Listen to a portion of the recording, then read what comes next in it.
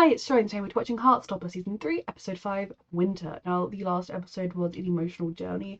I don't think Charlie's going to magically be okay and everything's perfect and wonderful, but I'm feeling really optimistic about the future and the healing and the growth all of these characters are going to go on.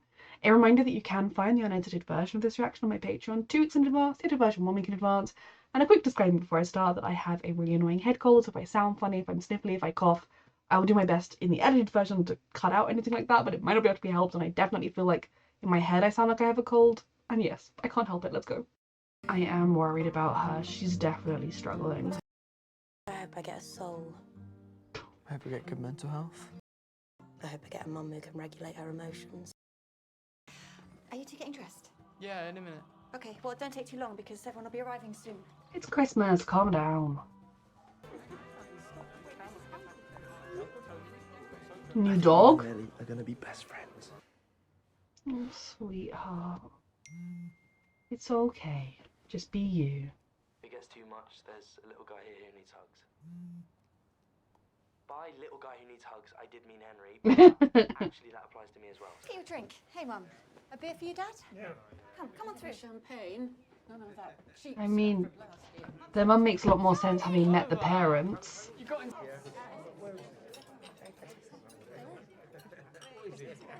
Oh, sweetie, I love you. Everything okay? Yeah, great, thanks. I'm fine. We're fine. Okay.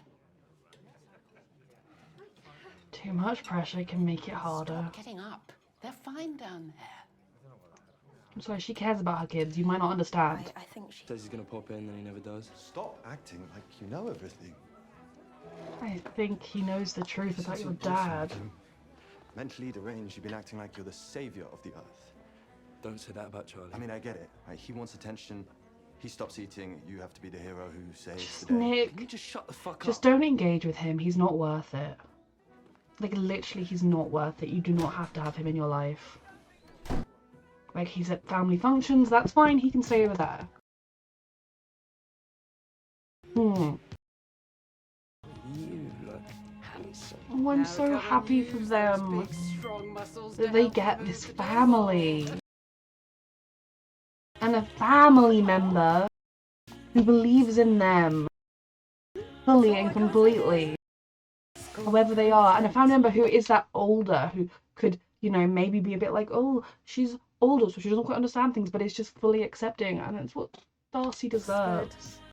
Gonna do wonderful things and make us all so proud.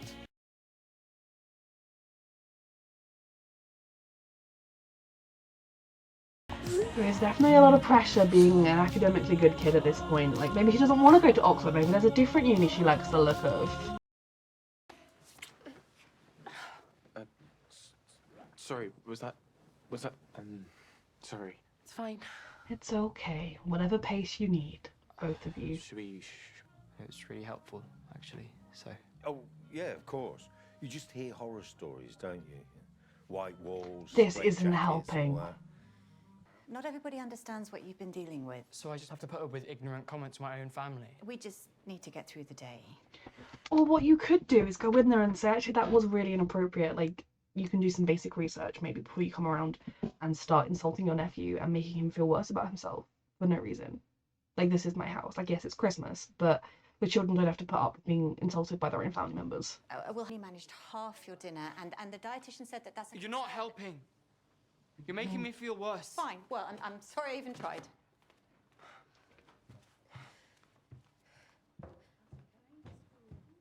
I think their mum needs therapy, in part on how to help the children and to how to Nick's. help herself. You could Can't go you let with you spend him. Christmas with me. He loves you. He's just going to a place where he feels safe. Hey. Hey.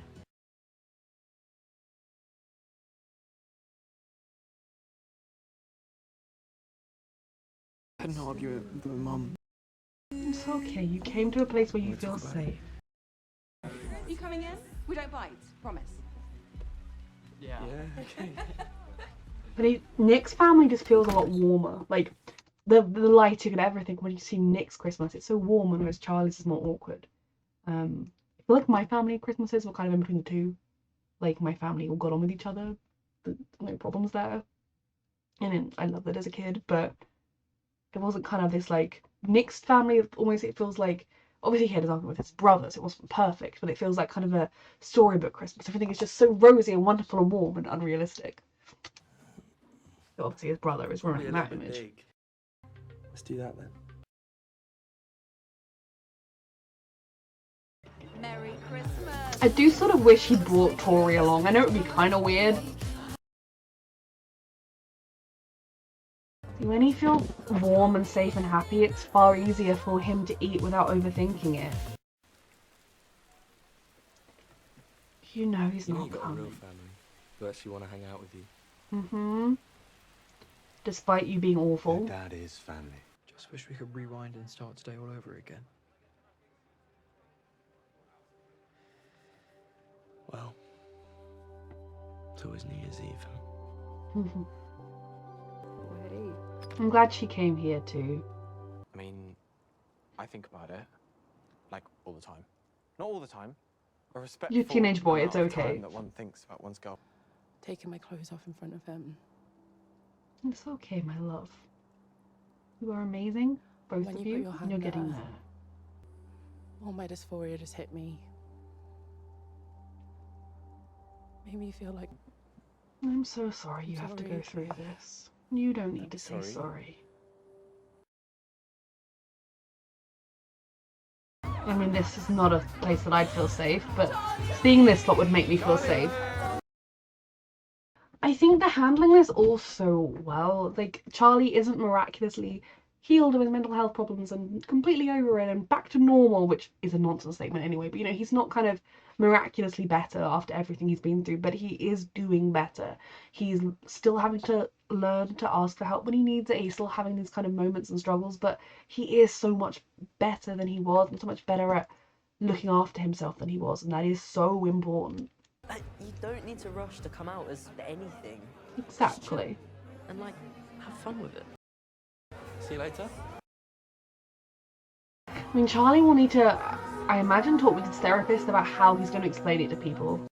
How he feels comfy. I mean, what if he touches me and I just freak out? If you're not ready, babe, then There is no you have to do pressure. anything. And To. if you decide you want to do something and he touches you and you don't feel comfortable, he will This is stop. stopping me from being with him in that way. I'll be here for you, and he'll be there for you. Exactly. Like, he is definitely a boy I would trust with a first time experience, whatever the circumstances. One day you're going to make friends with someone you actually enjoy being around. The only person I care about is you. You'll find your Won't be true people, forever. sweetheart. Exactly. See. Isn't doing it for attention or anything. Just figuring some stuff I don't out. really know.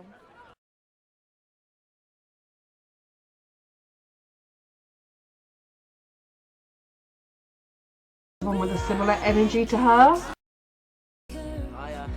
Don't worry, I'm not here to kiss you. I just don't want to be alone at midnight. I mean, we're going right now? Whose house is this? Figure things out however you need to. Good for them. Happy New Year.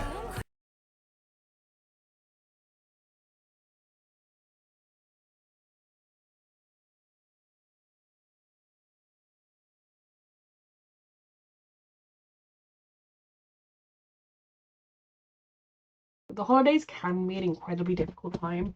It does break my heart a little bit that at their age they're already kind of finding the holidays a difficult time. Charlie and Tori in particular, because at that age you should still be able to find the wonder in it. Not quite the wonder you had when you were tiny, but some wonder of it all. And definitely Charlie's mum makes a lot of sense when you see her parents. You're like, oh, you were shit parents. So you raise someone who is trying to be a good parent, but has literally got zero idea of how to do it, and therefore is often a bit of a shit parent, but, you know, is trying. Like, I do think she, most of the time, is trying to do a good job, and she obviously does love her children, and she's terrified for them and wants them to be happy and is trying her best to help them. She's just not equipped with the tools to do it in a healthy way because she was not raised very healthily. It makes a lot of sense. Christmases can be awkward, families can be awkward, but I think they did a good job of capturing the different dynamics you have across the board with it. I think it's very important to have the conversation around Elle and Tao and wanting to take things to the next step and how that might affect Elle, because that is a scary enough thing no matter what. You know, whoever you are, whatever your relationship with your body is, that can be a big deal. Even if you desperately want to do it, you can still freak out about it. And I think it was important to have this conversation about it, and for her to kind of talk about it with him and also with a friend who understands, to be kind of reminded that it's okay and she is safe. So even if when she's with Tao, she realizes she doesn't want to do it anymore, she is safe with him. He will stop. He will listen to her. He will do whatever she needs to make her feel safe. And I think that is mostly important for both parties in any kind of sex, but especially in a first time. So I'm happy for them. Whatever they did, that's fine with them. They can do whatever they want. I'm just very happy for them. Charlie is doing a lot better. Like, yes, it's not wave a magic wand and he's healed of all of his mental health problems, because the world does not work that way, unfortunately. But you can see he's doing better. Like, when he was with Nick and they were laughing and they were happy at Christmas, he was just eating that toast. He wasn't thinking about it, he was just eating it.